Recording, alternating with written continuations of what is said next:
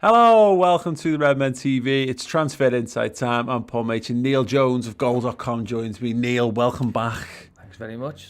Thanks for having me. We got to see each other outside of the studio this week as well, didn't we? In a football stadium. With fans with fans and with a game to watch and all. Yeah, it was great, wasn't it? Yeah, it was. It was a shame that it was the most depressing of the two, only because of the Andy Robertson stuff. But it was nice. It was nice to be out. And I got to see Tom the next night as well. So which I imagine was a massive lift for you. Yeah, I mean, it was even better. Yeah, it was. Right, Sorry, it was. Jesus Christ, Neil. I'm sat right here. No, it was good. I was saying it really contributed towards me just feeling loads happier about life, because I went to the last game of the season, and obviously there was only 10,000 in that, but I think it being quite serious and it feeling like you're really at the end of like a really horrible marathon, whereas this was like just fans back in, really good atmosphere, a lot of happiness off the bat. I think so. I think it was the club's sort of decision to play the two games back to back, and I think a few people were like, well, it's going to play two games in 24 hours, but I think it really worked. I mean, apart from the ticketing system, obviously, but I think it really worked. The idea, everyone was happy apart from the people who didn't get in. The fact that, I mean, going through that, let's hope that's fixed by the first home game, but it was nice to see the sort of that feeling back for everyone, not just the fans, but the players. And I can definitely say the media as well. Yeah, absolutely, without a doubt. We're going to be talking Liverpool transfers, ins and outs today, live. If you've got any questions for Neil, then get them in and we'll get through some of them as we progress through the show and toward the back end as well. We're also going to be doing Transfer Insights Extra, as we do every week, streaming on the redmentv.com, and just having a general chat around the mess that is the transfer market this season, and any updates on a few ins, outs and contract situations as well. But now, Jurgen Klopp has spoken. Yes. And if you read the headlines, and the headlines only, and I will refer you to the headline on goal.com, we don't want any more players. Klopp insists he is happy with Liverpool's squad, which he does basically say. Yeah. But he does say a little bit more as well. I'm just going to read the quote before we dive in. He was asked about the transfer window. He says, it's summer and the transfer window is open, and everyone expects some player signings. We'll see what happens. Let's go through the squad. Do you want to buy a new fullback, a new goalkeeper? We already have good players there. In midfield, we have players with lots of experience, such as Thiago, Fabinho, Henderson, Chamberlain and Keita. In addition, we have exciting young boys in Harvey Elliott and Curtis Jones. In attack, we have Mane, Firmino, Salah, Jota, Shaqiri, Minamino and Origi. I've definitely forgotten someone. If you want to buy such players, you have to spend a lot of money. We do not have to do that because the players are already here, which is where you get the original headline from. But he does say you have to make changes from time to time, but there must be room to do it. We do not want more players. I'm putting emphasis on the more there, even though it's not necessarily written that way, but for emphasis, if something happens somewhere, something can happen somewhere else, but it makes no sense to add more players. Now, like my reading of that is that I think if the season had to start with if you shut the window tomorrow, he'd probably shrug and go, okay, Sam, I'll work with what I've got. But the reading between the lines of that is kind of saying, I think if one or two move on, it might open the door for one or two. I think you're right. The emphasis on the more, isn't it? We don't need more players, but we might need better players to replace certain ones. Yeah. I mean, you mentioned Shaqiri there. We'll come on to talk about Shaqiri in this show, but Shaqiri's not going to be at Liverpool, I don't think, come the end of the window. So you can take one of them, or you can take one of the names out of there. But yeah, I mean, look, he's always said this. Jurgen Klopp. That's not. I know people lose their minds over it. You know, when something like that comes out, and I saw some reaction. It was as if he'd sort of said, they were thinking of closing the club in October, and it's been a good ride, but we won the league, and we're gonna give up. But it wasn't really like that, and it's never been like that with Klopp. He's always said the same thing. He's never been one to say, we're gonna have to really overhaul the squad. Even when he first came to Liverpool, when probably he did need to overhaul the squad, and as time showed. Well, he was like, I love this squad. I'm really proud. I've got some great players to work with. And then, like, within 3 seasons, the vast majority. Yeah, and then they've all gone. And then that graphic gets put up, doesn't it, of the Tottenham game that and Conor Randall and Jerome Sinclair and Jordan Ibe and Jota Shearer are all on the bench. But I think he's right. He's right to say all those names. But obviously, what he doesn't put the caveats in, apart from with the young lads, with Elliott and Jones, which is the caveat that they're young lads. He doesn't put in the caveat that Keita, but is he going to stay fit? Or Oxlade-Chamberlain, where's he going to play? Yeah. Or Minamino, do I really trust him? I think he will give him a chance this season. But the fact is, he was sent out on loan, and when Liverpool had very, very few players last season. Yeah. He was sent out on loan. So I think you have to add those caveats in. But I think he would always say, and he has always said that, and we get, as journalists, and I'm sure you guys get the same, we often get criticised for sort of, suggesting that Klopp quite likes his squad. I think there's always this idea that he's secretly having a real battle with people behind the scenes, and we're sort of hiding that or masking that or helping him to do that. I don't think it is. I think he genuinely does. He does genuinely think Divock Origi is far better than anyone who's watching this show thinks, or I think, and he genuinely thinks Curtis Jones is going to be a star and Harvey Elliott's going to be a star, whereas maybe some other people are less convinced by it, but he's just not a whinger, and whether he go, and this is because this is the thing we'll never know, but whether in his deepest moments when he sat at home, he sat up at night and he goes, and he's watching another team play. He's watching a Man City game on the telly. He's watching the Super Cup last night, and maybe he thinks it would be lovely if I had X, Y, and Z. He's a pragmatist, and he knows that all the things come with it. It's like you could go to a football club that might give you that, but I look at Man City's unveiling at Jack Grealish this week, like. Yeah, Jesus Christ! The most expensive signing, and broken the British transfer records. You've signed that, and look, there was a decent amount of people turned up, but I think they were expecting an Alan Shearer moment, where you've got that famous photo of Shearer, and he's got this sea of bodies behind him, and they were expecting that, I think. And you don't get that at those football clubs. Yeah. So, and Jurgen Klopp loves all that. He loves. Like we say, he loves us, but he loves he loves the fact that Liverpool have got people like us. He loves the fact that they've got your Websters and your Boss Nights and your Anfield Raps and you're all this and that. He loves all the things around it, and that's the problem, is that Liverpool have got all that. They don't have. So I think Jurgen Klopp as a pragmatist. Yeah, I sits at home and goes, I would love another 5 Boss players, but what would I be losing? Yeah, and look, he hasn't done it, has he? He hasn't really managed massive egos. I mean, Mo Salah is probably the biggest that he's managed in terms of, certainly in terms of profile as a player. And I wouldn't say ego, but in terms of sort of, knowing his own worth, Mo Salah knows his own worth, and is probably one of those few players that could say, hang on, I could probably go to any of these clubs if I wanted to, if I really pushed. But that's Mo Salah, who's still a real team player and still a real part of the club, and does all the dirty work as well as the goals. So I don't know, it would be interesting to see what it'd be like if you give him a blank slate and said, bang, go on and go and buy who you want. I still suspect he'd end up with some players that people would go, him, and he'd say, well, actually, I still think he's, more than good enough. So, and he does often talk a lot about stories when players sign, and the most recent, I think, was Ben Davies. He said, I love his story, and I love this. And obviously, Ben Davies hasn't played yet, but he's done it with Ox, I think, in the past. He's done it with Robertson, certainly. I think Gini Wijnaldum, he did it with. I like this guy's story, and I like this sort of, this idea that there's a bit of an arc in there somewhere, that Liverpool is the culmination of this player, and they really earned it the hard way, as opposed to just, we've signed Erling Haaland, who's the best player in the world, and we put him in. I'm not saying he is the best player in the world, but that kind of thing. But look, I think he's a realist as well. I think he knows that they're not shopping in the same stores as Manchester City, and they never have been. And there's nothing wrong with wanting that, but there's also a degree to which I think that people get carried away with the wants sometimes, and because it's possible, because this is the thing, and we'll do this more on the extra show, by the way, because I think it's important to the state of the transfer window.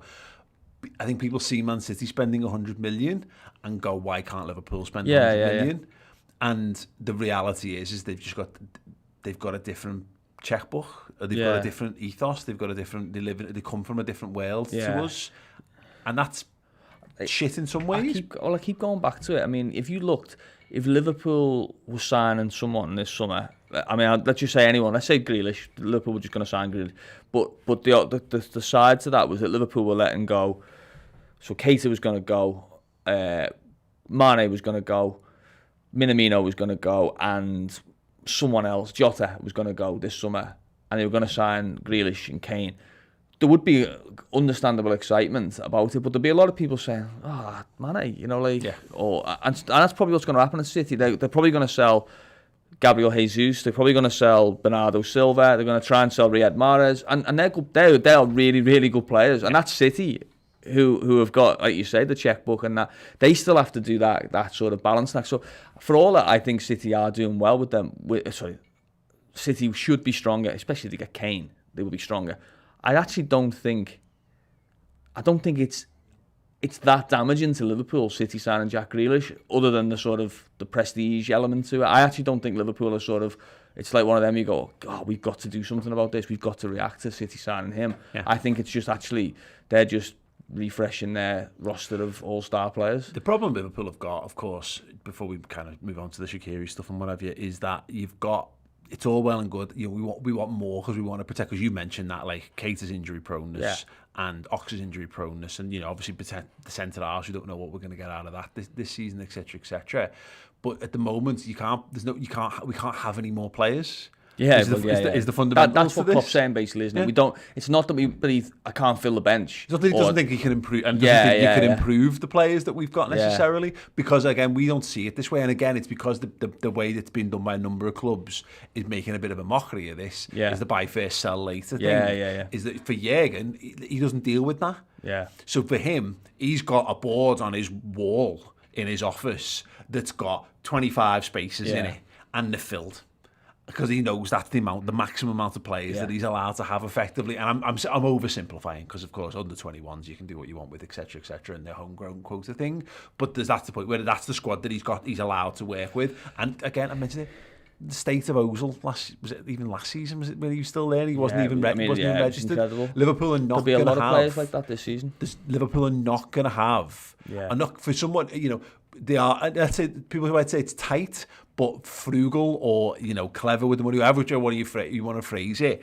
If you have someone who you are paying money for but cannot play football for your football team, that's just stupid. Yeah, and that's what they're. There'll be a lot like that. I mean, you look, Chelsea played last night, didn't they? And there's been a big deal made about Chelsea losing a lot of young players. Southampton seems to have bought most of them, or signed, loaned, whatever. But there's been a lot of younger players leaving Chelsea. Some, I think, one's gone up to Leeds, and Livramento went to Southampton. They're stuck with people like Timothy Bakayoko, Ross Barkley, Ruben Loftus-Cheek, who good players if you can find them the right home. But at least Liverpool won't find themselves in that position. I don't think. Probably Karius might be the only one that they might end up with that you go, Loris Karius, remember whatever happened to him. And I still probably think he probably will move on.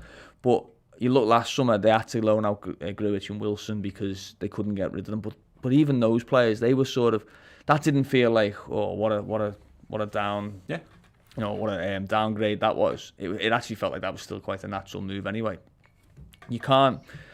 You don't want your squad full of unwanted players. You certainly don't want Ozils who are knocking around on, even if on 60 grand a week and not playing. Never mind what he was on, 300 grand a week or whatever it was. So I think, you've got to balance it. And I think Klopp's interview there is perfectly legitimate. I don't think he's hiding anything. I don't think he's sending any coded messages. I don't think he's doing any sort of underhand. Are you happy with Liverpool's transfer business and owners? Blink twice, Jurgen. yeah, but you know what I mean. I don't think there's any message there to be had apart from what the quotes themselves, which basically says, if something happens somewhere else, we might be able to do something. He's just not a dick, and there'll be plenty of There's loads of managers who would go, I need this. Mourinho. I need Mourinho, absolutely. And these guys have got to go, and they're dead to me. Rafa would be the same. You can imagine Rafa doing that sort of, the sort of knowing wink of like, oh yeah, I'm absolutely happy with my 3-cent midfielder, that kind of thing, or no, I don't want another 20 goal a season forward, that kind. But I don't think Klopp is that kind of person. I think he's quite relaxed about it. I think he probably would want an upgrade of Origi, let's say. I think he probably would either want a cast iron guarantee that Keita and Oxlade-Chamberlain are going to play 30 games each, be able to start 30 games. But it stands on them. What if they can't? Well, you've still got to sell them to someone. Yeah. Yeah, okay. And look, Liverpool bought 5 players last season and they were all injured at some point. 2 of them finished the season injured in Kabak and Davis. I say 4 and loaned 1. Yeah. Thiago missed chunk of the season. Simicast barely played. Jota missed Jota at the end of the season injured as well, didn't he? Chunk of the season. So, you know, you could react to an injury and buy a player, but he could be the injury. I think that we did this on the build-up show today about, I think, seeing two individual 11s completely separated from each other made everyone go, oh. And the bench. Yeah, you know, like, I mean... The fact that Thiago and Hendo... I think the fact that nine subs can be made and you could still say there's a debate over the subs, you know, you might have to make a tough call on one or two of those subs and go, you know, Joe Gomez might miss out, or, you know, Joel Matip might... Are you going to have 4 centre-backs in your squad? Nat Phillips is not going to be in the squad, you know, when he was the main man in the last couple of weeks of the season. You're looking and saying, well, Origi's probably not going to be in the squad, even the 20-man squad. You know, that's not... I mean, I know that's early in the season still, but it's not the worst state of play to be in, I don't think. I think Liverpool's... I've always said it, and I always get pelters for it. I think Liverpool's squad has always been a little bit stronger than people think it is. I think it's just mainly because... They have some real players that you don't want to lose, and it feels like whoever you bring in. Well, and also City are terrifying, aren't they? Yeah, you know, which doesn't help, because we are scared of them. And why wouldn't you be? And if they're bringing people in, of course you would be. It's natural. Yeah, and Chelsea have gone in a similar direction, albeit with, I think, overall less quality. Yeah, it's true. The player that Jürgen forgot, by the way, I figured that out, James Milner. Unless he's considered him as a fullback again. Let's not go there. No, God. So Xherdan Shaqiri, according to L'Equipe, has agreed terms with Olympique Lyonnais, saying the Swiss Liverpool winger Xherdan Shaqiri has accepted the club's salary proposal. It remains to find an agreement between the two clubs. Now, what we were getting was 4 or 5 million euros or something. 5 million euros. I think it was six. I think Damasio said Liverpool want 8 million euros, which I'm told is just not true. You know, in the sense of... Well, talk us through this whole thing. So Lyon have bid. So Lyon have come in. I'm guessing Shaqiri's been given the green light to go and do what you need to do to find yourself a club, but bring the proposal to us, and we'll, you know, if it matches what we want, then you can go, or you can go and have a chat. He was left out of the squad obviously on Monday, which straight away you see that and you think, okay.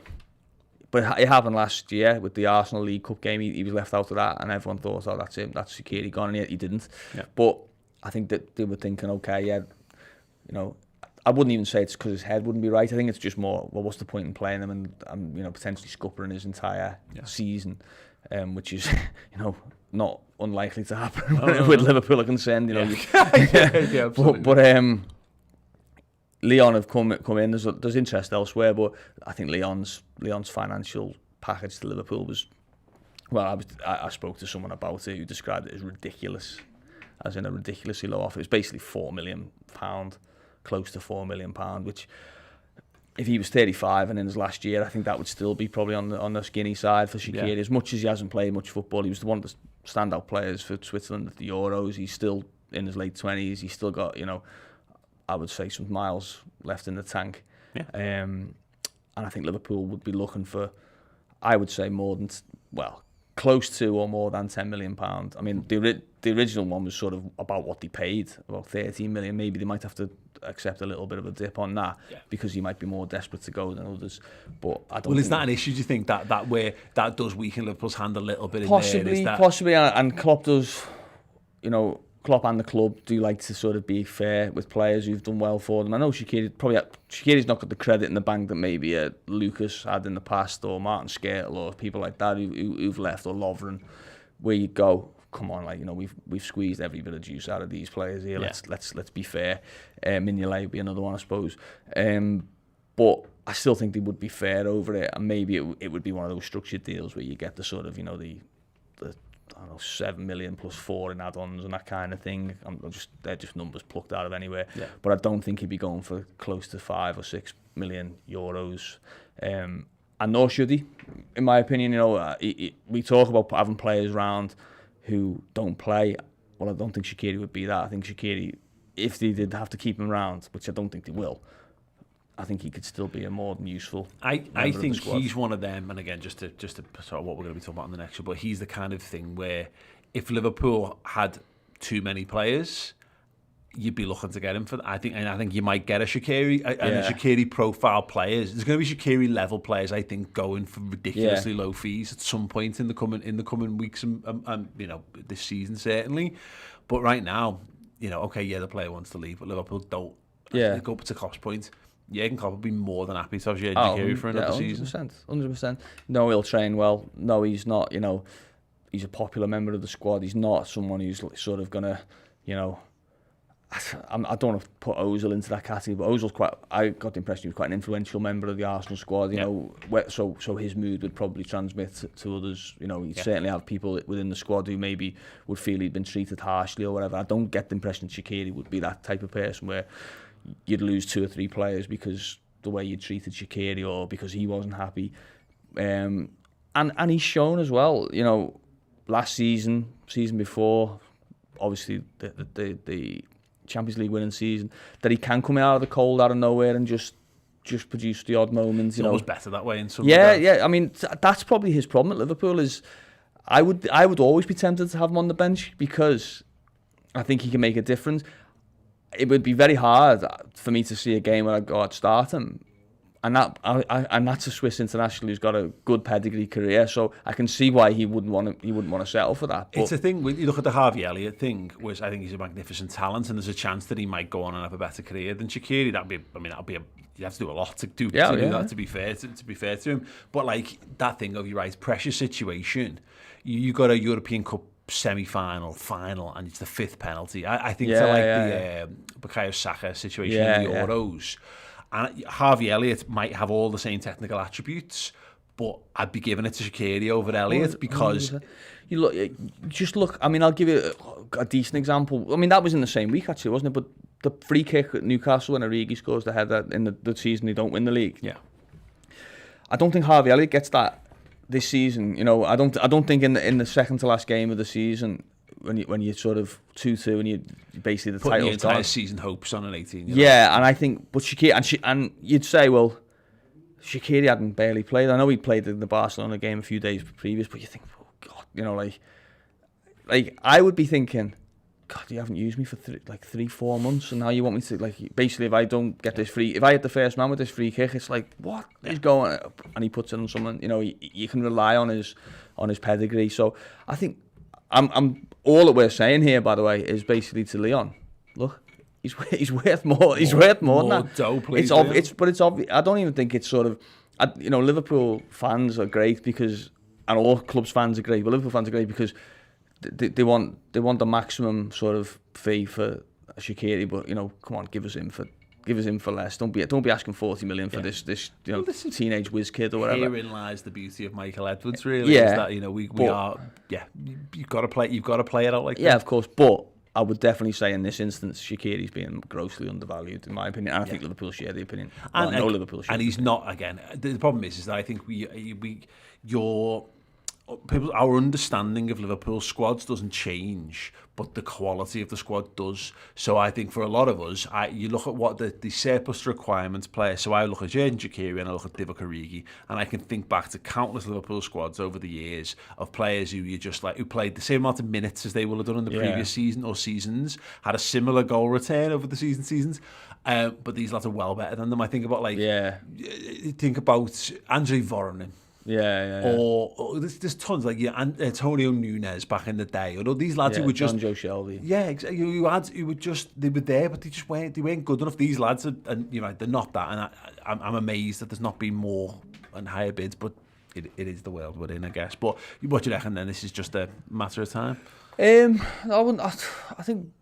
See if anyone else comes out. Obviously, there's been Italy, Spanish clubs interested. It's mad that Lazio haven't been a bit more. Yeah, I mean, he basically sort of told them to, didn't he? Gave an interview to Gazzetta or Corriere dello Sport and said, I'd love to play for Lazio, Maurizio Sarri be right up my street, but it hasn't happened, so maybe that will be the case. I think he will move. I think he'll get a move. I think it'll probably be, again, we talked about Harry Wilson in the past to me about that sort of sweet spot between what Liverpool want and what people sort of go, is he really worth that? I think there'll be a compromise found, but I don't think it. Listen, I'd be amazed if it was anything close to 6 million or 5 million euros. I think it'll be far higher than that. And there's still that point as well where, with a few weeks left in the transfer window, the only issue is maybe, and I've seen a bit of speculation on this, is that maybe Liverpool do push ahead with it if they're keen to fill that squad spot. So if they actually have something else lined up, this is like a chain style situation for anyone who's ever bought a house in that complicated nightmare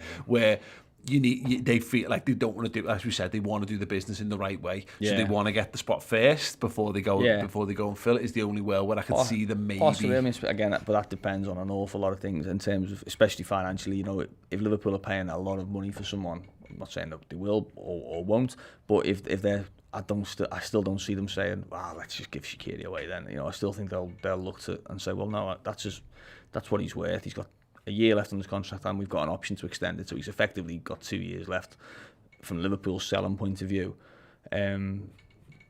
Let's get what we can for him, and let's not be silly about it. They haven't really. I mean, there's not many that have left Liverpool in recent years where you've thought, that was a bit skinny. The opposite. Yeah, absolutely. We'll talk about Jeremy Doku in 2 seconds. We had a couple of super chats. First off, we had a new member, TBN Freaks Clips. Welcome as a first teamer. Good on you.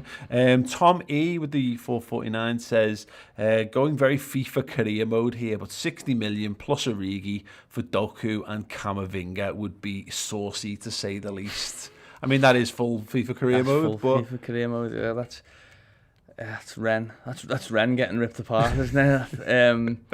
Yeah, I haven't really seen this Camavinga. I know he's really a really exciting player, and I know that Manchester United have been quite strongly linked with him in the summer. So I haven't seen him, so I couldn't really judge about him. I saw a bit of Doku obviously at the Euros, but yeah, I mean these swap deals, money plus swap, money plus player. Apart from the only one I can ever think of, I mean, obviously you could argue like the Kev Stewart thing, I think it's come up, and I mentioned his name. It's the only reason why I get it is Michael Owen to Real Madrid, where they took Antonio Nunes the other way as part of it. It was like, we don't want to sell him. Yeah, we're not going to give him money. That one.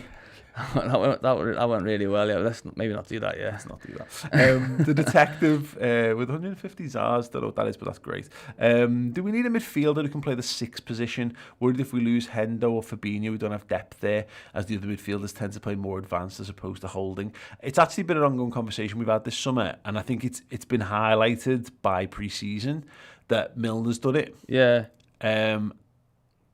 But Henderson and Thiago were on the bench together. Yes. I mean, that's the fan speaking, isn't it?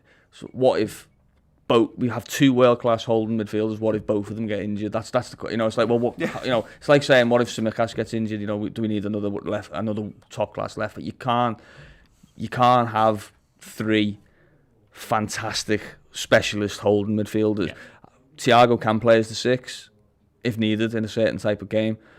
I'm pretty sure Milner could play there in a Premier League game. I'm not saying for any long time. And Henderson obviously plays there. And you've got Fabinho. I don't think Liverpool need to sign a specialist holding midfielder. You could probably even, I wouldn't even be massively surprised if Naby Keita could play as a number 6 in the odd game if you have certain players. Just wait, I can see the reaction coming. Yeah, but even he definitely has played certainly in a 2.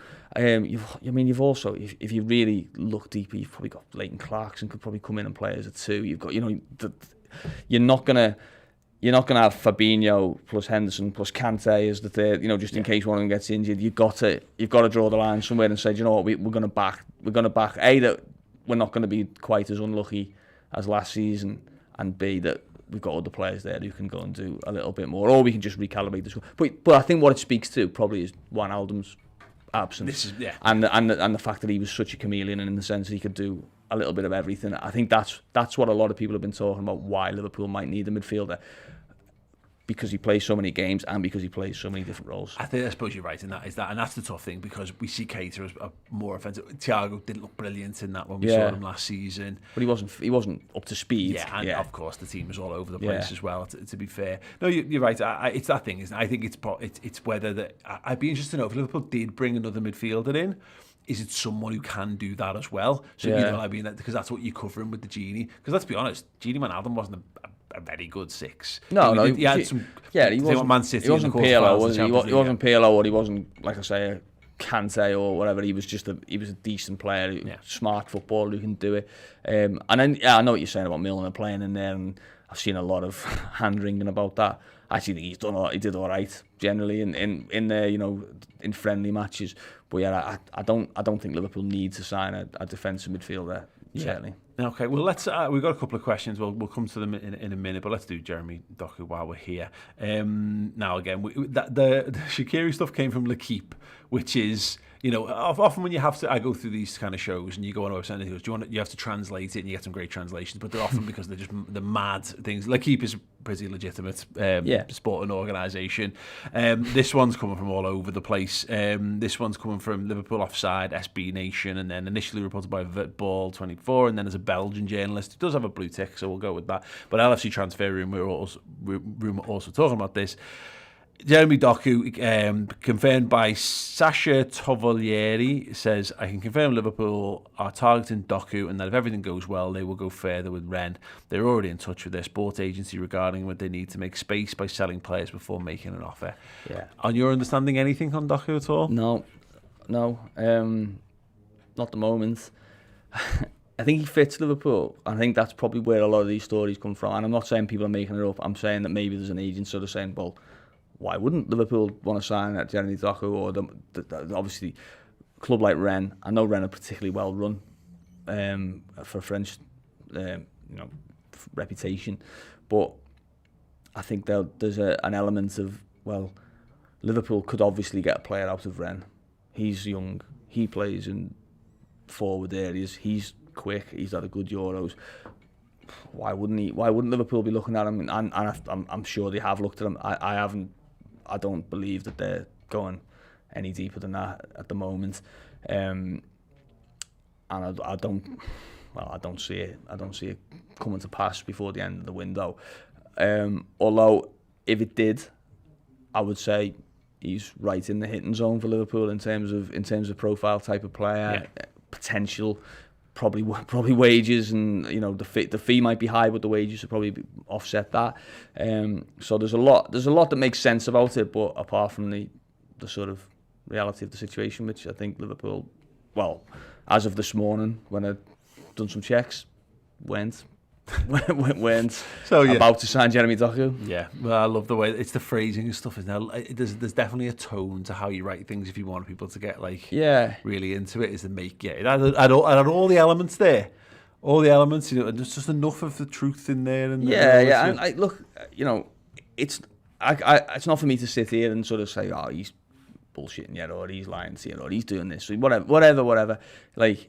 But from the people I've spoken to, and they haven't steered me wrong at all this summer, as much as a lot of people would have loved them to have steered me wrong. And I would have actually quite liked them to have steered me wrong with a few of the targets. Yeah. They haven't, and I don't, well, as far as I know, Doku isn't imminent, let's put it that way. Okay, cool. Well, we had a couple of questions, a lot of them centering around the same player. Tyler Roberts saying we need Sanchez. Steve Blackburn saying news on Renato Sanchez. Sorry, I thought there's a player called Tyler Roberts, isn't there? When you said Tyler, you said centering around the same player, Tyler Roberts. I was like, I've not heard anything about. He's played for Leeds, I think, didn't he? No, I don't think we've done this before. I think the way it was put to me earlier in the summer by someone at Liverpool was, it doesn't make sense on any level for Liverpool, and I think that's goes for the positions that he plays, the sort of type of player he is, who's he going to play instead of. It's probably the players who are going to be given them the opportunity to show themselves this season, i.e. Keita, Elliott, Oxlade-Chamberlain, Thiago. You've got obviously a player who's expecting a certain status within the club, and I don't think Liverpool maybe could give him that status at this moment in time. Big fee, big wage, well, not big fee, but big enough fee, big enough wages for someone who's not going to start. It just doesn't feel like one to me. I think, and it's a tournament player as well. It's another one. Doku's in a bit of that category, but you could throw at that both of them. The same with someone like Damsgaard, where you say, well, is their value just inflated because of what we see in the last month? Yeah, no, it's an interesting one. Nathaniel Bennett says, do you think Ollie Watkins would be a realistic sign? Well, In the sense of, do I think he's a good enough player? Borderline. You know, I don't think he'd. He's not better than flop. The first. I don't think he'd be like this. One of them like, why the hell have they signed Ollie Watkins? I think he'd do all right, but I'm not sure he goes into Liverpool. He definitely doesn't go into Liverpool's team. I don't think he's better than Jota as a fourth forward. And I think you could make a case that, you know, there's as much potential in Minamino as Ollie Watkins in terms of growth as a player. Probably the fee would be pretty high. Villa have just sold Grealish for 100 million. You know, Ollie Watkins was their top scorer last season, I'm pretty sure. I can't think of anyone who would have been any higher. English premium, we can talk about English premiums all day. I mean, Arsenal linked with 20 million for Aaron Ramsdale at this moment, which is just mind-blowing.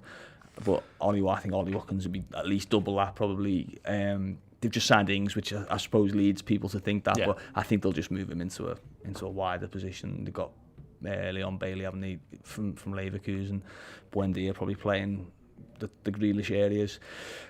No, I don't think it'd be a terrible signing, but I don't think it'd be a realistic one at this moment. Even though I think Liverpool were pretty taken with him. He scored obviously 4 goals against them home and away last season and played pretty well. I think he's got some Liverpool tendencies, but I wouldn't say so. No. Yeah, absolutely. Okay, cool. Well, there was just a quick one here from Chris Birkinshaw. Says, Paul, is it just me? Is this the first time for as long as I can remember that I'm not overly excited for the season to start? I feel like something's missing. The exact opposite. I genuinely feel like the. That makes me sad. I do. I genuinely, mate. I feel like I think it's something. I was at a work meeting yesterday with goal correspondents over in Leeds, and I was with Arsenal guy Charles Watts, great fella, massive like Arsenal background. You know, been going to Highbury and the Emirates all his life, and they're playing Brentford, and I said, "Oh, Brentford's Friday night, nice new stadium and all that," and he was just like, "This is going to be terrible," and that's Arsenal. Yeah. And it makes you think sometimes, you know, I'll drop another, this is like Neil's week, my diary. I got my hair cut, my barber's a Derby fan, and I asked him, I said, "Oh, saw your guys against Salford in the Cup the other night." I said, bit of a drama. He just went, he said, "Yeah," he said, "I have Liverpool fans in getting their hair cut moaning at me that they haven't made a sign," and he said, "We literally, we couldn't plan where we were going to go to watch Derby because we didn't know what division we were in until 2 weeks before the season started. You know, they're filling their squad with with either journeymen or youth products. You know, the existence of their club's a threat. So I can't believe a Liverpool fan would be in that anywhere near in the same zone as those people. I mean, you've got Everton studio in here, you know, nearby. Compare, you know, let's have a think about. They're trying to, I'm hearing words coming out of Toffee TV, like, if we go into the ground with negativity towards Rafa, then we're not gonna get anything but negativity, and they're trying to convince themselves not to go into the season.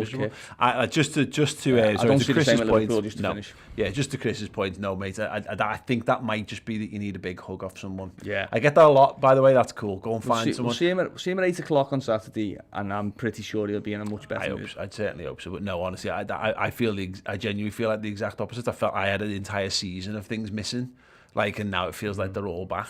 So no, very much. And DBS just lastly says, I'm tired of speculation of who's coming in. Do you guys reckon there's a team shape that includes Sadio, Mo, Bobby, Diogo, and Ox in the starting 11? That's FIFA career mode. That's FIFA career. No. Simple answer, no. Not unless it's sort of unless they're down to they're going 3 at the back and just absolutely chasing an away goal, and not even an away goal this season is that, and they're just chasing a win late on in the season, and it's just basically let's throw the kitchen sink.